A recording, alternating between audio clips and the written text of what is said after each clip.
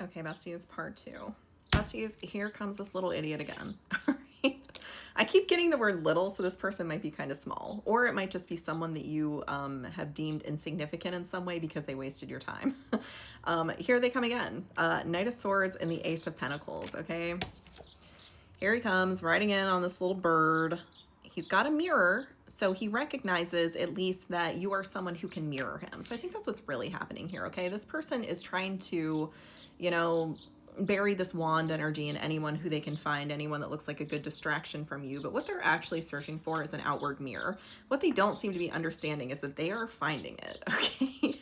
Like those people are just like them. And that's probably what has them fed up. So they're coming to you because whatever mirror you shown to them, you showed them like their highest reflection, their highest potential. And they are like looking for that again.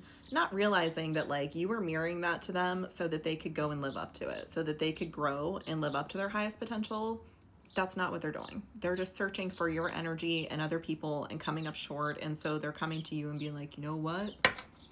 Maybe I should just go on and give her what she's asking for. But bestie, I don't think this person is even capable of giving you what you're asking for. Okay? Like, and I think that you know that. I'm picking up on like a little bit of sadness, a little bit of regret. So like there might be a part of you that wishes this weren't true, but I do think that like at some point you have accepted this, that like even when this person comes back, you're not really going to get your hopes up because you're going to be like, I don't really feel intuitively like anything much has changed. But here they come, bestie, lickety split. Very quick movement, 8 of Wands, and the 5 of Cups, and the Ace of Cups. Bestie, I'm getting that, you know, this is another mark of immaturity. Something in their romantic life has not worked out, and that is spurring this movement towards you. So this could be someone who is fresh out of another connection. In fact, I'm hearing that they might not even have fully wrapped that up, and they might lie to you about it. What a little weasel. Oh my God. Bestie, this person is freaking delusional. Okay, they're coming toward you, bringing you this dirty offer.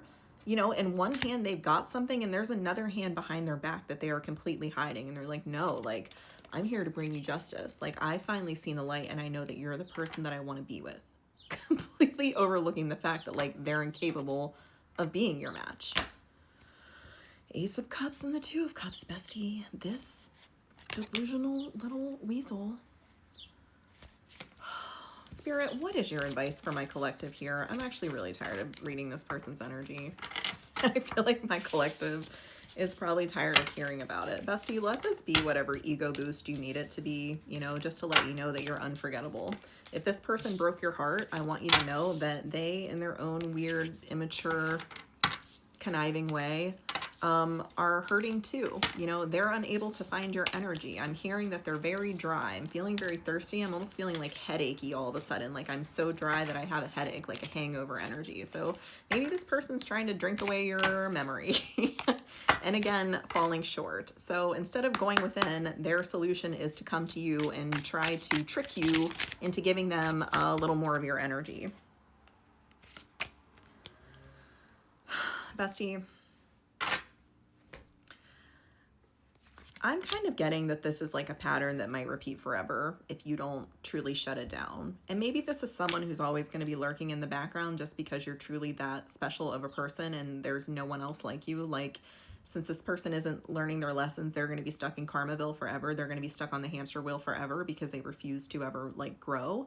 So as long as that's happening, they're going to continue like looking to you as this beacon, this lighthouse. And so they might periodically just come back to you. So this is just to let you know that if this is happening or if it's about to happen or it does, that really nothing much has changed, okay? They're out here doing the same thing that they've always done, the same thing that you saw in them before, the reason that you kicked them to the curb. They're just coming back, dressing it up as something more. They're like, I've aged, so I've grown. No, you haven't. You're still out here looking just for, I'm hearing, a free source of wisdom. So this might be somebody who, whether they would ever admit it to you or not, truly looked up to you because of the wisdom that you possess. They inherently realize that you know how to navigate.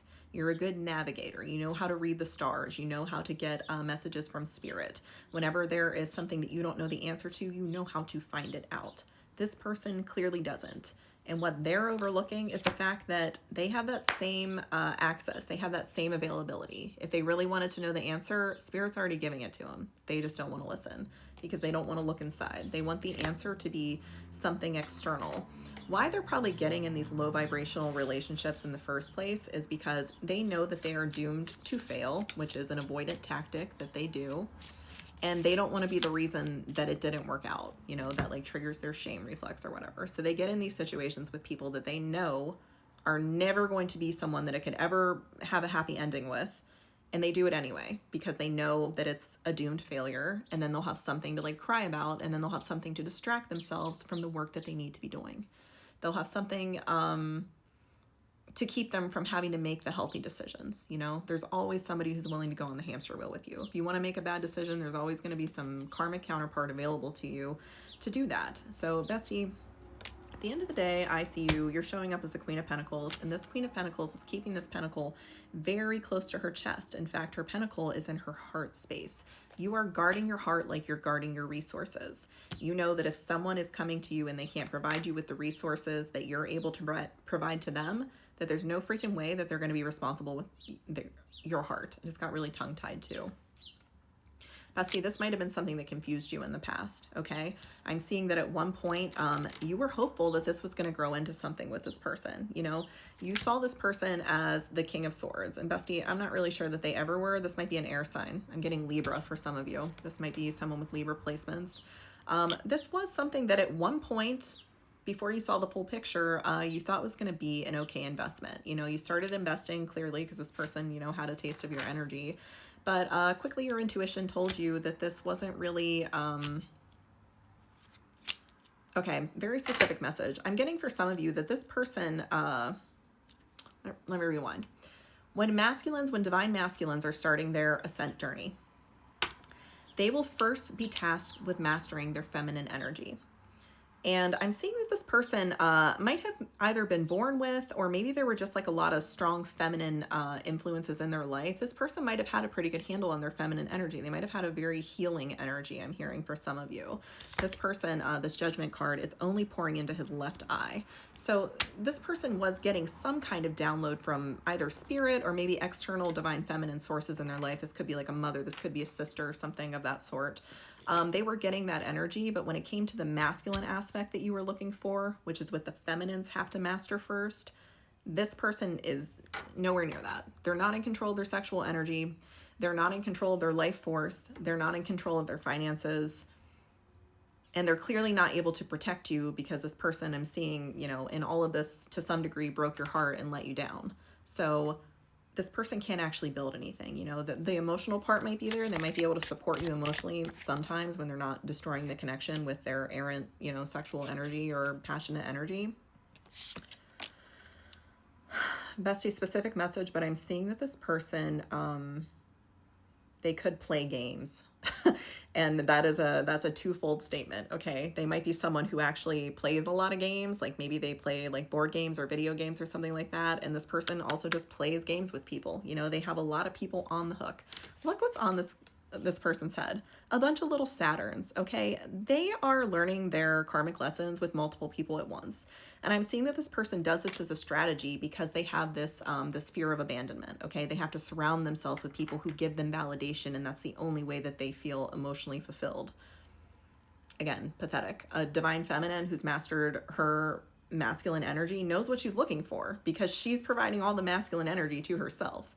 So if a little boy is showing up and giving you this energy, there's no freaking way a divine feminine is going to be satisfied with that. You know, sometimes times are hard, you might be lonely, and you might go on clearance for a little while, and you might accept less than you know that you deserve, but eventually you will get tired of this. And I'm seeing that's what happened here, bestie. Once you realize that this person was only like proficient and part of their feminine energy, I'm seeing that you had to cut this loose because anything you were going to build with them, you know, unless you just wanted to be girlfriends, like that wasn't really going to work out. Bestie, I think I'm going to have to go to a part 3.